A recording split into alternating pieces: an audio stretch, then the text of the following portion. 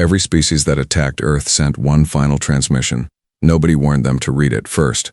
The metal walls of the forward station did not pierce. They melted. 14,000 people were eating, sleeping, or checking the freight logs when the beam hit. The blue beam did not flash. It pressed. It took 7 minutes for the hull to turn into gray oil, and no one was awake to hear it end. Supreme Legate Sorvin Teth did not look at the screen when the transmission ended. He was scraping a speck of dried grease from his formal leather signet with the tip of a bronze stylus. The display behind him showed the approach corridor where the civilian station had been. The space was clean now. The sensors showed only floating iron dust and the thin green gas of vaporized coolant. "Enter the log," Sorvan said. His voice had the flat weight of an official who had spent 6 millennia watching worlds obey. "Border enforcement complete. The corridor is clear for the automated grain barges." The aide at the lowest console did not speak. He keyed the record, his 3 fingers tapping the glass with a small wet click. 3 weeks passed before the paper arrived. It did not come through the fast electromagnetic channels or the secure Imperial relays. A small, unpainted human transport dropped out of warp at the edge of the Capitol spire. It did not ask for dock space. It dropped a single plastic pod into the drift and turned back toward the dark. Inside the pod was one sheet of white paper signed by a clerk in a basement on Earth. Sorvan read the translation on his bridge. The humans had written the names of the 14,000 dead in a single long column. At the bottom, beneath the black ink, they had added 8 words. "We do not issue warnings 2 times. The Supreme Legate let out a dry, short sound from his throat. He did not call his captains. He did not order the warships to turn. Instead, he took the paper and routed it through the Interstellar Compact's public data network. He had his machines translate the text into 40 separate languages so every client species could see it. At the top of the public file, he added his own digital signet and a short note in the formal court script. Filed under primitive noise. Response, none required. The message went out across 31 star systems. For 5 days, the alien markets and the high spires talked about the joke. They waited for the human response. They looked for the flash of engines on the border or the sound of loud radio threats. Nothing came. Human space went dark. The deep space transponders that usually clicked with trade chatter went silent. The long-range arrays on the Orathi border picked up no signals, no radar sweeps, and no military pings. The humans had dropped into a total void as if the planet had turned to stone. Sorvan sat in his high chair, the flagship humming beneath his boots. The ship was the spine of his power, a 3-mile wedge of iron that could mute the signals of an entire sector. He pulled the master intelligence file on Earth. It was an old file, stamped 9 years ago after a minor scrap over a fuel rock. He flipped through the data sheets. The figures were small. The humans had 0 deep space dreadnoughts. They had no high-frequency jamming arrays that could pierce an Imperial shield. Their ships used simple, bulky reactors that leaked heat like old stoves. "They are sitting in the dark," Sorvan told his sublegate. He set the file on the metal edge. They looked at the math, they saw the 31 systems we control, and they froze. "The silence is not a strategy. It is the quiet of a beaten animal." The sublegate nodded, his crest flat against his skull. "Should we leave a scout fleet in the corridor, sir?" "No," Sorvan said. He picked up his cold drink, his hand steady. They filed their protest. "We filed our answer. Close the ledger." Across the border, 4,000 light-years from the flagship, the light was different. Dr. Yusuf Adiemi sat in a basement room that smelled of cold tea and old carpet. The room had no windows. A single lamp hung from the low ceiling, shining on a wooden desk covered in sheets of graph paper, and 3 small monitoring boxes. The boxes did not hum. They blinked with the pale light of passive listening arrays. Yusuf did not wear a uniform. He wore a gray wool sweater with thin elbows. He reached out, took a heavy ceramic mug, and took a small sip of water. The screen in front of him showed the public network log from the Orathi capital. At the top of the glass, the words were clear, filed under primitive noise. Response, none required. Yusuf watched the text for a minute. He did not blink. He did not call the directorate. He reached into his pocket, pulled out a small black pen, and drew a single line through the first name on his handwritten list. The name was Meridian. 9 years, he said to the quiet room. He touched a red switch on the smallest box. The array did not send a signal out into the dark. It opened a local file, a massive block of text that had been growing since the first border raid a decade ago. 9 years prior, Yusuf had stood before a row of 7 military directors in a room that smelled of wet wool and panic. The directors had been shouting about weapons budgets and building more iron hulls to fight the sovereignty. Yusuf had stood at the end of the long table with a single piece of chalk. He did not talk about guns. He talked about the Orathi Universal Broadcast Protocol. He showed them how the Empire's 31 systems were tied together by a single elegant linguistic thread. Every ship, every colony, and every planetary grid used the same code to talk to the capital spire. It was the nervous system of the Predator. If you build ships, they will count them. Yusuf had told the directors, if you build arrays, they will see the heat. But if you change the way they talk to each other, they will carry the payload themselves. The directors had been skeptical. They wanted iron, but they had given him the basement room and 9 years of absolute silence. They had absorbed the border losses. They had let the station die without firing a hot round back. Yusuf looked at the pale screen now. The project was called Archivist. It was not a virus. It did not delete files or break hardware. It was a tiny natural pattern woven into the syntax of ordinary trade documents. When an Orathi ship logged a cargo manifest, the pattern copied itself into the station's relay. When the station updated its transponder, the pattern moved to the next system. It had been traveling for 9 years, 4 months, and 17 days. It had moved through the grain barges. It had climbed the military links. It had settled into the secure channel architecture of the capital itself. The Orathi talked constantly. Their pride demanded 1,000,000 signals a day to prove their dominance. And with every word they spoke, they spread the human code deeper into their own spires. Yusuf reached for his pen. He opened the main dashboard. The interface was clear, showing a single percentage counter that had been creeping upward for a decade. The counter did not flash. It was a cold white number against the black background. It read, 99.8% saturation. He looked at the small light on his desk. The flagship at the border was still broadcasting its routine coordination pings every 12 seconds. Every ping carried the human syntax. Every reply from the 31 systems reinforced the knot. Yusuf took another sip of his cold water. He did not move fast. He sat back in the old chair, his fingers resting on the edge of the wood, waiting for the final links to click into place. The silence in the basement was total, matching the deep, cold quiet of the space across the border. On the flagship bridge, Sorvan Teth watched the stars shift as the vessel took its position at the front of the corridor. The Empire was loud, bright, and perfectly secure. The screen showed the regular reports from the client worlds: taxes logged, signals checked, borders clear. He did not know that the text he was reading had already changed its shape. He did not see the tiny silent rhythm between the words. I wish I could tell you it ended there. It didn't. Stay close. In the sub-corridors of the capital spire, the grain logs kept moving. Every 60 seconds, a heavy barge from the border systems dropped its telemetry data into the central routing node. The data was clean to the automated scribes. It looked like millions of lines of routine weight counts and engine performance metrics. But inside the basement room on Earth, the text on Yusuf's screen began to shift. The long column of raw code did not contain commands. It contained weight. Yusuf reached down and picked up an old bronze coin he kept on the edge of the wood. The metal was worn smooth on one side where his thumb had rubbed it for 9 years. His brother had been a junior inspector on Meridian, checking cargo seals on the outer docks. When the station turned to dust, the only thing that remained was the registry number on a public tax sheet. They are not looking at the subtext, Yusuf murmured. He did not change his pace. He sat back, his gray sweater catching the yellow light of the lamp, and opened the historical logs from the first year of the silence. 9 years ago, the Earth Intelligence Directorate had been a house of glass.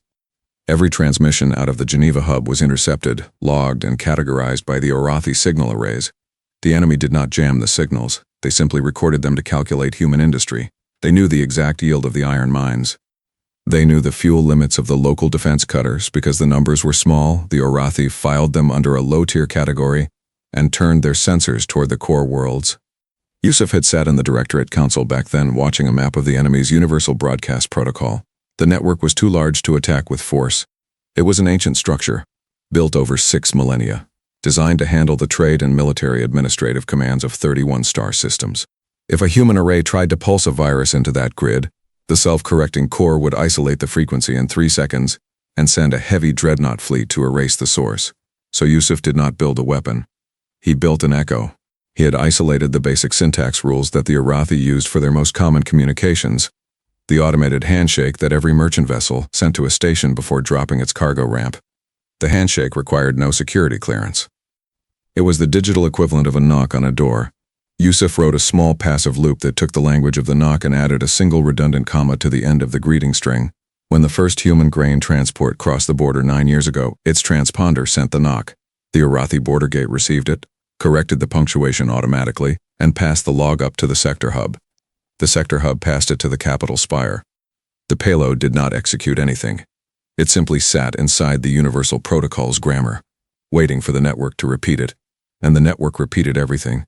Yusuf watched the pale white counter on his screen click from 99.8 to 99.9. He reached out and touched a second box on his desk, this one completely unpainted, connected to a dedicated terminal that had been dark for 3 days. A single green line appeared on the glass. The line did not pulse, it stayed perfectly straight, indicating that the human deep space transponders were still holding the total informational void. The border was a wall of absolute silence. 3,000 light-years away, on the bridge of the flagship, the air was cool and smelled of mint oil. Supreme Legate Sorvan Teth was looking at a high-resolution economic map of the contested corridor. The space where Meridian had been was now marked with a blue imperial marker. A small group of independent client merchants had already filed applications to build a new regional depot on the iron dust that remained. The human sectors remained dark. The sublegate reported from the lower tier. He did not look up from his screen. The trade councils are asking if we should lower the tariff on their incoming timber hauls. Since they are not communicating, the automated ports are holding their goods in the drift. Sorvan smiled, his long fingers trailing over the polished edge of his desk. Let the timber rot. If they want to trade, they must use the standard diplomatic format to request a variance. They know the rules, they have known them for 9 years. They have not filed a single brief since the paper arrived, sir, the sublegate said. Because they have nothing to say, Sorvan replied. He did not look at the file on Earth. He had already moved it to the historical archive tier, 3 levels below his daily review deck. A species that communicates with paper does not possess the infrastructure to alter the strategic balance of this sector. Their silence is a confession of scale. They are counting their remaining years. He turned away from the view screen and looked toward the primary communications hub, the massive gold-plated pillar that rose through the center of the flagship's bridge. The pillar was warm, humming with the force of 1,000,000 simultaneous sector updates. It was the literal voice of the sovereignty, connecting his command to the 31 client worlds with absolute precision.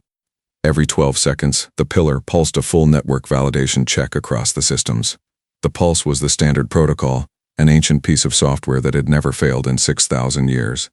Sorvan reached down and signed the daily operational release authorizing the withdrawal of 2 third-tier escort screens from the human border. The warships were needed in the core sectors to monitor attacks dispute with a client species that actually possessed deep space engines. Move the fleet back to the capital station, Sorvan commanded. Leave the corridor to the automated grain barges. The humans are finished. In the basement on Earth, Yusuf Ejimi heard the small click of his terminal clock. The display did not flash. The white number simply changed. 100% saturation. The invisible net had threaded itself through every fleet transponder, every planetary broadcast array, and every secure channel architecture inside the 31 systems. The Orathi network was fully loaded with the human syntax held together by the massive volume of their own proud continuous chatter. The Predator was breathing the payload with every word it spoke. Yusuf set his ceramic mug down on the wooden desk. The water inside had gone completely cold. He did not look back at the list of the 14,000 dead. He did not look at the pen. He leaned forward, his hand steady against the old wood of the desk, and placed his index finger over the square black key at the center of the control board. The room around him was perfectly quiet, the single hanging lamp casting a long, unmoving shadow across the back wall. "We are ready," Yusuf said to the empty room. He did not hit the key hard. He pressed it down until the contacts clicked, then lifted his hand and waited for the dark to cross the space between the stars. The silence did not travel, it dropped. On the bridge of the Orathi flagship, the gold pillar did not flicker or buzz. The hum simply died. Supreme Legate Sorvan Teth did not look up immediately. He was signing the final transit order for the grain fleet, his hand steady as the stylus moved across the screen. When the panel beneath his fingers went gray, he pressed the glass twice. The surface remained dark. "Check the power coupling," Sorvan said. His voice remained level. "The secondary deck grid is dropped." "It is not the deck grid, sir," the sublegate said from the lower tier. His crest had risen, the stiff blue bone clicking against his collar. "The primary tactical view screen is dark. The scanning arrays are down. The reactor telemetry is gone." Sorvan stood up. The bridge was perfectly quiet. In 6 millennia of command, he had never heard the vessel without its voice. The constant low rumble of the Universal Broadcast Protocol, the rhythmic signal that tied the flagship to 31 star systems, had ceased. "Use the subspace link," Sorvan commanded, stepping down toward the main console row. "Signal the capital spire. Tell them we have a local hardware fracture." The communications officer did not answer. He was hitting the primary relay keys with both hands, his breathing short and heavy. No response, sir. The subspace link is dead. The short-range radar is dead. The system is completely hollow. Sorvan reached past the officer and pulled the manual override lever. The handle was heavy iron, an air-gapped emergency control connected directly to the internal channel architecture of the ship. It did not rely on the wider Imperial grid. It was designed to force a recovery pulse through the local wires even if the main reactor was melting. He pulled it down until the metal locked. Nothing happened. The gold pillar stayed cold. The screens remained black. Run the diagnostic math, Sorvan said, his jaw tightening. An electromagnetic strike cannot blind an air-gapped circuit. What did they hit us with? Nothing hit us, sir? The sublegate whispered. He was looking at a small battery-powered emergency slate. The text on the small glass was not Arathi. It was the standard universal protocol grammar, but the punctuation had shifted. Every sentence ended in a double line. The software is running. The files are open, but the routing nodes are not passing the data. They are holding it. Before Sorvan could speak, the primary tactical view screen surged back to life. The light was not the bright red of an Imperial battle warning. It was the dull yellow of a low-wattage hanging lamp. The screen did not show a human war fleet or the burning hulls of a border ambush. It showed a plain basement room with old carpet and a wooden desk. Dr. Yusuf Adiyemi sat at the center of the screen. He had not changed his sweater. He had a white ceramic cup near his hand, and he was holding a plain black pen. He looked directly into the camera, his face entirely calm. The three officers on the flagship bridge froze. Sorvan Teth stood motionless at the console row. The dramatic irony had dissolved in a single second. The humans were not paralyzed by grief, and their silence was not a surrender. They were inside. Supreme Legate Sorvan Teth, Yusuf said. His voice was quiet, but it came through every backup speaker on the bridge with perfect clarity. He spoke in formal court-grade Arathi, the language used only by the high legates of the capital spire. You can hear me because your ship is still speaking the archivist payload. Every transponder on your hull is repeating my text. Trace the signal source, Sorvan said to the sublegate, his voice dropping to a harsh whisper. Find the transmission coordinate and clear the forward batteries for a blind strike. There is no signal source, sir, the sublegate said. His fingers were shaking as they moved across the emergency slate. He is not broadcasting to us from Earth. The data is generating from the core memory bank of our own central pillar. The payload is already written into the flagship's language files. Sorvan looked back at the screen. The human had not raised his voice. He had not pointed a weapon. He was simply sitting there looking at a sheet of paper on his desk. 9 years ago, you destroyed a colony hub on the rim, Yusuf said, his hands resting flat on the wood. 3 weeks ago, you vaporized the civilian station Meridian. You killed 14,000 people who were checking freight logs and eating their meals. Then you took our document, translated it into 40 languages, and wrote a note for the galaxy to read. Yusuf reached down and picked up a small sheet of paper. Sorvan recognized the blue digital signet at the top. It was his own public annotation, the official record he had broadcast across the interstellar network to mock the human warning. You filed us under primitive noise, Yusuf said. His tone remained perfectly flat, devoid of rage or triumph. You believed that because we had no deep space dreadnoughts, we possessed no means to project power across your sectors. That was a serious calculation error. Sorvan took a step toward the screen, his fingers curling into fists. You have muted one ship. You have frozen one local bridge. The sovereignty encompasses 31 star systems and 10,000 operational warships. The moment our secondary patrol screens notice our silence, they will advance on your border. You cannot blind an empire. Yusuf did not blink. He set the annotated paper down and looked straight through the screen. We did not mute one ship, Yusuf said. We triggered the payload across the entire protocol grid simultaneously.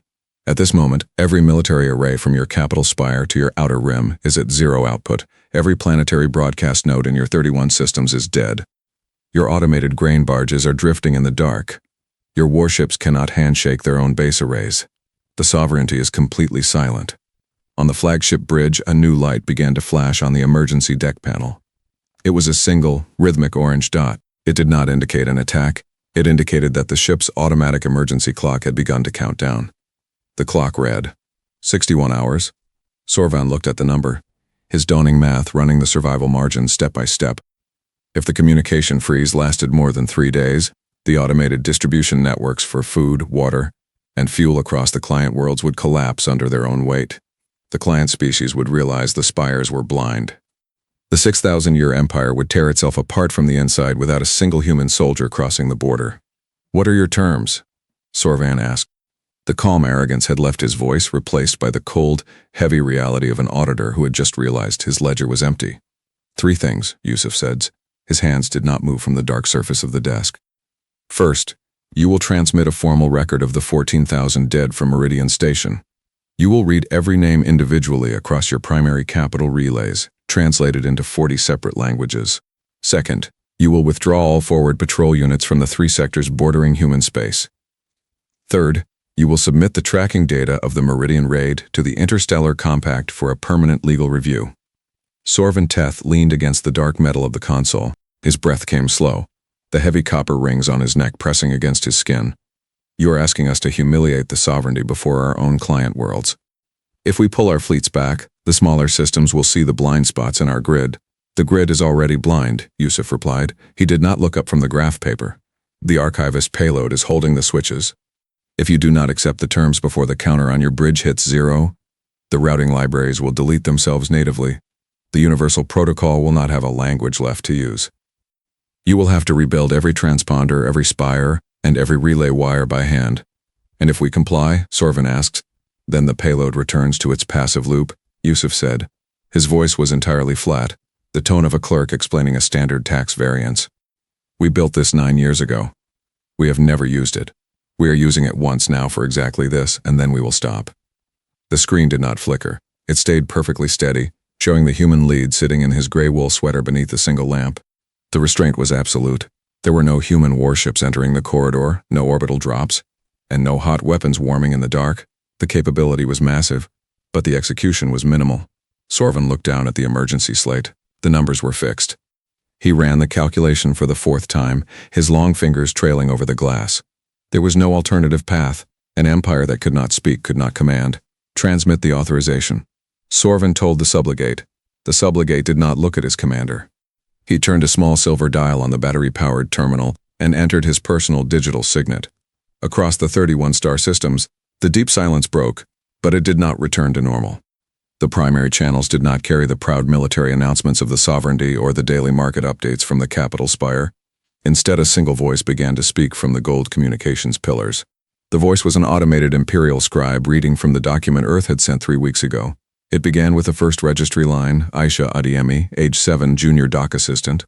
For 61 continuous hours, the names did not stop. The alien populations in the spires stopped to watch the screens. The merchants in the automated ports sat in their stationary hulls, listening to the long, unhurried column of human names running through the 40 galactic languages. Every client species heard the precision of the count. They listened to the price of the border raid, recorded in plain court script and broadcast by the Empire's own trusted towers. The moment the final name was spoken, the orange clock on the flagship bridge died. The screens surged back to their standard tactical views. The gold pillar resumed its low, familiar hum, and the universal protocol reset its lines. The network was clear. The payload had dissolved back into the syntax, leaving no trace of its presence in the code. But the corridor remained empty. Sorvan Teth did not wait for his retirement. He signed his operational variance papers the next morning and left the flagship before the escort screens could return from the core. In the Central Intelligence Archive on the capital planet, a single new document was entered into the primary ledger 3 days later. It was a private amendment written in Sorvan's own hand, filed under the Permanent Strategic Doctrine section. The text contained no military jargon and no counts of deep space engines. It contained 5 lines of warning for the future legates of the sovereignty. Do not evaluate their hardware. Do not look for their fleets. If you strike them, they will not strike back with fire. They will wait for years until you have carried their teeth into your own house. The Interstellar Compact did not issue a statement. The delegates sat in the High Assembly Hall, looking at the economic reports from the 3 border sectors where the Arathi warships had quietly withdrawn. The space was clear now. The humans had not sent a single scout hull to occupy the empty stations. They had stayed behind their old border, sitting in the dark, completely silent. The assembly clerk reached down, picked up the master registry matrix for the outer rim, and touched the human file. The old Class 2 developing tag dissolved from the screen. In its place, the machine stamped a single gray word that had never been used for a border species before: unrated. Decades passed before the compact historians managed to clear the secondary records. An archivist sat in the low light of the central library spire, reviewing the third total hardware overhaul of the Arathi communications network. The engineers had replaced every wire, every routing node, and every gold pillar across the 31 systems to ensure the human payload was gone. They had spent millions of credits to clean their language. The archivist turned the digital page. The engineering logs were clean, but the private letters at the bottom of the file were different. The legates who governed the border worlds were still writing their internal memos in short clipped sentences. They still checked their automated manifests 3 times before sending them to the capital. They lived with the constant quiet knowledge that the network had worked perfectly for 6,000 years, yet 3 separate total audits had failed to locate the payload, leaving the Empire permanently afraid to speak too loudly near the human border. The basement room on Earth was cool when Yusuf finished his work. He did not file the paper. He did not turn on the main lights. He reached out and turned the red switch on the smallest box to the off position. The pale white counter died, leaving the glass completely black. He stood up, his gray wool sweater catching the faint gray light coming from the street grid above the high window. He picked up his ceramic mug and walked to the small sink in the corner. He rinsed the dark dregs of the water down the iron pipe, then set the empty cup upside down on the wooden draining board. Every species that attacked Earth sent one final transmission. Nobody warned them to read it first.